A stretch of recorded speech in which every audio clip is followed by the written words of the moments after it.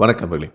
வளர் இளம் பருவத்தில் இருக்கும் பெண்ணுக்கு ஏற்பட்ட ஒரு கசப்பான சம்பவத்திலிருந்து அவள் எப்படி மீட்கப்பட்டாள் என்ற தன்னுடைய அனுபவத்தை சிவகங்கை அரசு பொதுநல மருத்துவரான ஏபி ஃபரூக் அப்துல்லா தன்னுடைய முகநூல் பக்கத்தில் ஒரு பதிவை வெளியிட்டிருக்கிறார்.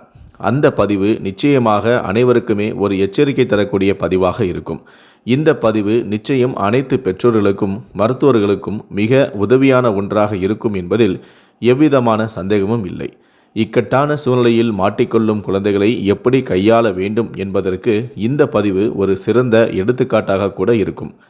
அவருடைய பதிவை தற்போது பார்க்கலாம். நான் 4 வருடங்களுக்கு முன்பு எனது ஆரம்ப சுகாதார நிலைய பணியில் நிகழ்ந்த ஒரு உண்மையான சம்பவம் ஒன்றை பலருக்கு பயன்பெறும் வகையில் நான் இதை பகிர்கிறேன். அன்றைய தினம் புற நோயாளிகள் பிரிவில் உள்ள நோயாளிகளை வழக்கம் போல நான் பார்த்து கொண்டிருந்தேன். அப்போது வளர் இளம் பருவத்தில் இருக்கும் பெண் ஒருத்தி என்னிடம் தனக்கு பீரியட்ஸ் அதாவது மாதவிடாய் கடந்த 2 மாதங்களாக வரவில்லை என தெரிவித்தாள். அவளுடன் அவளுடைய தோழி வந்திருந்தாலே தவிர பெற்றோர்கள் வரவில்லை. சற்று யோசித்து கொண்டே அவள் கடைசியாக மாதவிடாயான தேதியையும் குறித்து கொண்டேன். தைராய்டு நோய் இல்லை, உயரத்திற்கு ஏற்ற இடை, உடல் பருமன் இல்லை, கருமுட்டை நீர்க்கட்டி நோயும் கிடையாது. ஏன் அம்மா கூட வரவில்லை என கேட்டதற்கு அம்மா கூலி தொழிலாளி, வேலைக்கு சென்று விட்டதாகவும் தெரிவித்தாள். எனது மருத்துவ புத்தகங்களில் படித்தது கண்முன் வந்து சென்றது.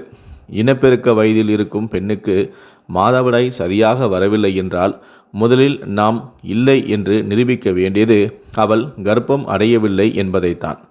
ஆனால் இந்த விஷயத்தை அவளிடம் கூறினால் ஒன்று அவள் இங்கிருந்து தப்பித்து ஓடிவிடுவாள், கருவை கலைக்காமல் வளர் இளம் பருவத்திலேயே கர்ப்பிணியாகியும் விடுவாள். ஏற்கனவே மிகவும் மெலிந்து காணப்பட்ட அவள் கர்ப்பவதியாக தொடர்வது அவளது உயிருக்கு ஆபத்தாகவும் அமைந்துவிடும். இன்னொன்று, வேறெங்காவது சட்டத்துக்கு புறமான போலிகளிடம் சென்று தவறான முறையில் கருகலைப்பு செய்து அதனால் ஏற்படும் பிரச்சனைகளாலும் அவள் இறக்கவும் வாய்ப்புள்ளது. 3, ஏதும் அறியாத ஒரு பெண் பிள்ளையிடம் கர்ப்பம் குறித்தெல்லாம் பேசுவதை யாரும் விரும்ப மாட்டார்கள். அவளது பெற்றோரை கூட அதை விரும்ப மாட்டார்கள். காரணம், அவள் மீது அளவு கடந்த நம்பிக்கையும் வைத்திருப்பார்கள். ஆனால் இந்த முடிவு எனக்கு எதிராக சென்றுவிட அதிகளவு வாய்ப்பும் உள்ளது. 4, அவள் கர்ப்பிணியாக இல்லை என்ற பரிசோதனை முடிவு வந்துவிட்டால் நான் அசடு வலிந்து கொண்டு என்னுடைய தவறை ஏற்றுக்கொண்டு அடுத்த நோயாளியை பார்க்க வேண்டும். எனக்கு உடனே பொறி தட்டியது. சந்தேகத்தின் பலன் எப்போதும் நோயாளிகளுக்கு சாதகமாக தான் தர வேண்டும் என்பது மருத்துவத்துறையில் உள்ள வழக்கம்.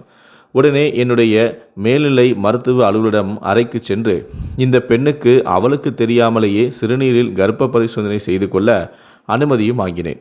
உடனே வட்டார மருத்துவ அலுவலரும் அதற்கு அனுமதி வழங்கினார். அந்த பெண்ணை இரத்த அழுத்தம் பார்க்க செவிலியரிடம் அனுப்பியும் வைத்தேன். அந்த வரிசையில் அவர் இரத்த அழுத்தம் பார்த்து வரும் நேரத்தில் நேராக ஆய்வக நுட்புணரிடம் சென்று நான் இந்த பெண்ணுக்கு கர்ப்ப பரிசோதனை செய்ய அனுப்பி வைத்தேன். ஆனால் அவள் அதற்கு தான் சிறுநீர் தருகிறாள் என்று அவளுக்கு தெரியக்கூடாது. வேறு வழியில்லை. அதை அவ்வாறே ரகசியமாக வைத்திருக்கவும் கூறினேன். அவரும் அதற்கு ஒப்புக்கொண்டார். இரத்த அழுத்தம் பார்த்து வந்த அந்த பெண்ணுக்கு இரும்புச்சத்து, சர்க்கரை பார்க்க இரத்தம், சிறுநீர் பரிசோதனை செய்து வர அறிவுறுத்தினேன். சிறுநீர் பரிசோதனை கொடுத்துவிட்டு வெளியே அமர்ந்திருந்தார். ஆய்வக நுட்புணர் என்னிடம் சிறிது நேரத்திலேயே 2 கோடுகள் கொண்ட யூரின் ப்ராக்ரசி கார்டுடன் பதட்டத்துடன் வந்தார். ஆம், அவரது பதட்டத்திற்கு காரணம் அந்த பெண்ணுக்கு வயதோ 14 என்பதே. என்னை பாராட்டினார். சார், எப்படி சார் கண்டுபிடிச்சிங்க என்றும் கேட்டார். இப்போ இது முக்கியமில்லை. அந்த பொண்ணு வெளியே உட்கார்ந்திருக்கா பாரு. அமர்ந்திருந்த பிள்ளையை ஆய்வக நுட்புணரும் அழைத்து வந்தார். அந்த பிள்ளை என்னிடம் எவ்விதமான பதட்டமும் இல்லாமல் தனக்கு தைராய்டு நோய் இல்லையே சார், என்ன சார் பிரச்சனை என்றும் கேட்கிறாள். அவளது பதட்டமில்லாத அணுகுமுறையை பார்த்து எனக்கு மீண்டும் ஒரு முறை சந்தேகம் வந்துவிட்டது. மீண்டும் அவளை வெளியே அமர வைத்துவிட்டு ஆய்வக நுட்புணரை இன்னொரு புதிய கார்டு மூலமாக கர்ப்ப பரிசோதனை செய்யுங்கள் என்றும் கூறினேன். அவரும் பரிசோதனை செய்து மீண்டும் பாசிட்டிவ் தான் சார் என்று கூறவே எனக்கு நிலைமையின் தன்மையும் புரிந்தது. இப்போது எனக்கு 2 வாய்ப்புகள். அந்த பெண் குழந்தையை யாரோ ஒருவர் தவறாக பயன்படுத்தி வந்திருக்கிறார்.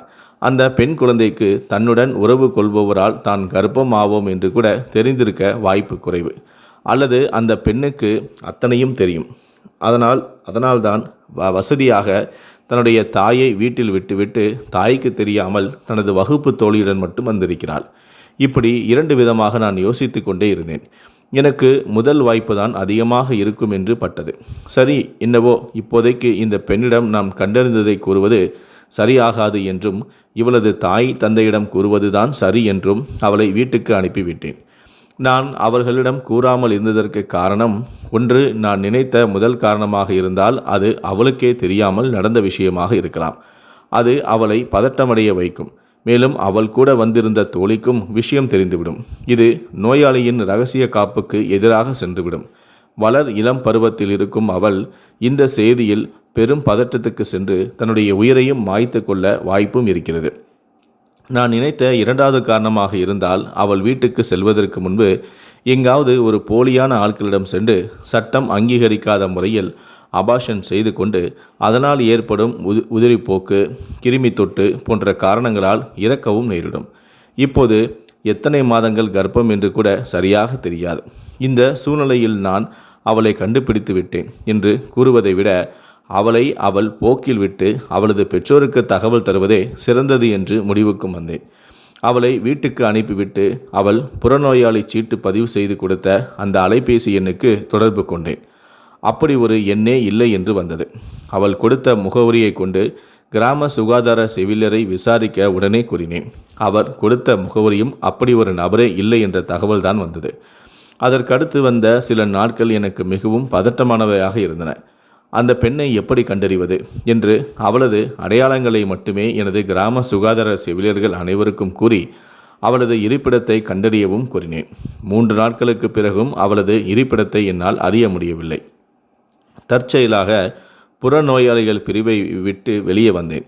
அப்போது வழக்கமாக எப்போதுமே தினசரி மருத்துவமனைக்கு வரும் தாத்தா வெளியே அமர்ந்திருந்தார்.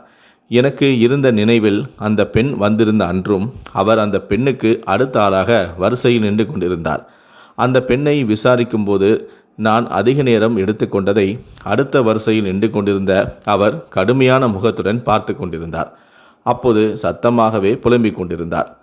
நான் கூட, ஏன் தாத்தா டெய்லியும் தான் வரீங்க, இந்த பிள்ளைக்கு என்ன நோயின்னு பார்க்குற வரைக்குமா உங்களுக்கு பொறுமை இல்லை என்று நான் கூற, அவர் உடனே ஆமாம் சார், நல்லா பாருங்க, எங்கள் ஊர் புள்ள தான் என்று கூறியது சற்றென எனக்கு நினைவுக்கு வந்தது. ஓ இறைவா, நன்றி என்று தோன்றியது. இப்போது இன்னொரு சட்ட சிக்கலும் இருக்கிறது. நேராக தாத்தாவிடம் அந்த பெண்ணின் வீடு குறித்து கேட்க முடியாது. காரணம், கிராமங்களுக்குள் எப்போதுமே எதையாவது பற்றி புரளி பரவி கொண்டே இருக்கும். எனவே அவரை வழக்கம் போல அவரது பேருந்திலேயே போகவிட்டு எனது மருத்துவமனை ஊழியர் ஒருவரை அவருக்கு தெரியாமலேயே அவரை பின்தொடர்ந்து அவரது ஊரை அறியவும் சொன்னேன். அவரும் அவருடைய ஊரும் தெரிந்தது. பிறகு அந்த ஊர் கிராம சுகாதார செவிலியரிடமிருந்து வளர் இளம் பெண்கள் லிஸ்ட்டை நான் வாங்கினேன். அதில் அந்த பெண்ணுடைய பெயரையும் நான் தேடினேன். இல்லை, அந்த பெண் பெயரையும் மாற்றி கொடுத்திருக்கிறாள். அந்த கிராமத்து வளர் இளம் பெண்கள் அதிகம் படிக்கக்கூடிய அரசு பள்ளி எது என்று அறிந்தால் கண்டறிந்து முடியும் என்றும் அந்த பள்ளிக்கு சென்று ஒரு சிறிய கேம்பை நடத்தி கடைசியாக அவளையும் நான் கண்டறிந்தேன். அவளது பெற்றோர் குறித்த முறையான ஆவணங்களையும் அவளது ஆசிரியரிடம் பெற்றும் கொண்டேன். ஆசிரியரிடம் அவள் குறித்த ரகசியத்தை வெளியே கூறவில்லை. இது குறித்த சந்தேகம் வராமல் இருக்க ஒரே நேரத்தில் பல பெண்களின் பெற்றோர்கள் மற்றும் முகவரியும் பெறப்பட்டது. அந்த பள்ளியில் அவளை சந்திக்கும் போது கூட அவள் என்னை முன்பின் அறியாதவள் போன்றே காட்டியும் கொண்டாள். பிறகு அவளது பெற்றோரை அழைத்து விளக்கமாக கூறி அவர்கள் இது குறித்து முடிவெடுக்க அறிவுரையும் வழங்கப்பட்டது. அந்த பெண் பிள்ளை மருத்துவக் கல்லூரிக்கு அழைத்து செல்லப்பட்டு சட்டப்பூர்வமான அபார்ஷனும் செய்யப்பட்டது. அந்த பிள்ளையை தன்னுடைய பாலியல் இச்சைக்கு உபயோகித்து வந்தவன் வேறு யாருமல்ல, அவளது தாயின் உடன் பிறந்த சகோதரன்தான். அவருக்கு ஏற்கனவே திருமணமாகி குழந்தைகளும் இருக்கிறது. இருப்பினும் இவளை ஆசைக்கு வளைத்து உபயோகித்து வந்திருக்கிறான். அவன் மீது அவரது பெற்றோர்கள் சட்ட ரீதியாக புகாரளித்து கைது செய்யப்பட்டான். இவ்வாறு சாதாரணமாக தொடங்கிய இந்த விஷயம் பெரிய சங்கிலி தொடராக மாறி சுமார் 1 வாரம் என்னை உறக்க விடாமல் செய்துவிட்டது. அவளை கண்டறிந்து முறையான மருத்துவ சிகிச்சை அளித்து அவளை வேறு வழிகளில் தடம் புற விடாமல் பாதுகாத்தது என்றும் என் வாழ்வில் மறக்க இயலாத ஒரு தருணமாகும். இறைவனுக்கே புகழ் அனைத்தும். இந்த பதிவின் முக்கியமான நோக்கமே, இனப்பெருக்க வயதில் இருக்கும் ஒரு பெண் மாதவிடாய் வரவில்லை என்று சந்தேகத்திற்கு இடம் தரும் வகையில் கூறினால் அவர் திருமணம் ஆனவர் ஆகாதவர் என்று பாகுபாடு பார்க்காமல் அவர் கர்ப்பிணியாக இருக்கிறாரா இல்லையா என்பதை உறுதி செய்ய வேண்டியிருக்கிறது. இக்காலத்தில் பிசிஓடி மற்றும் ஹார்மோன் பிரச்சனைகளால் மாதவிடாய் கோளாறு மற்றும் தள்ளிப்போவது பல பெண்களிடம் காணப்படும் பிரச்சனையாக உள்ளது. எனினும் கடந்த பல மாதங்களாக சரியாக நிகழ்ந்த மாதவிடாய் திடீரென தள்ளிப்போவது என்பதை சாதாரணமாக கடந்து சென்றுவிடக்கூடாது. கட்டாயம் கர்ப்பமடைந்து இருக்கிறாரா இல்லையா என்பதை உறுதி செய்ய வேண்டும். ஆனால் அதை மிகவும் எச்சரிக்கையாக செய்ய வேண்டும் என்பதே நான் கற்றுக்கொண்ட பாடம். வாழ்வில் தவறு என்பது அனைவருக்கும் தரக்கூடிய ஒன்றுதான். தவறுகளால் ஏற்படக்கூடிய அனுபவங்களே வாழ்வை செதுக்குகின்றன. எந்த பிரச்சனைக்கு உயிரிழப்பும் தீர்வாகாது. ஒருவன் எந்த பிரச்சனையாக இருந்தாலும் தைரியமாக எதிர்கொண்டு முன்னேறினாலே வாழ்க்கை புதிய பாதைகளை அமைத்து கொடுக்கும். இந்த வீடியோவை பற்றிய உங்களுடைய கருத்துக்கள் என்ன அப்படிங்கிறத கீழே இருக்கக்கூடிய கமெண்ட் செக்ஷனில் மறக்காமல் சொல்லுங்கள். முடிந்தளவுக்கு இந்த வீடியோவை மற்றவங்களுக்கும் ஷேர் பண்ணுங்கள். நன்றி, வணக்கம்.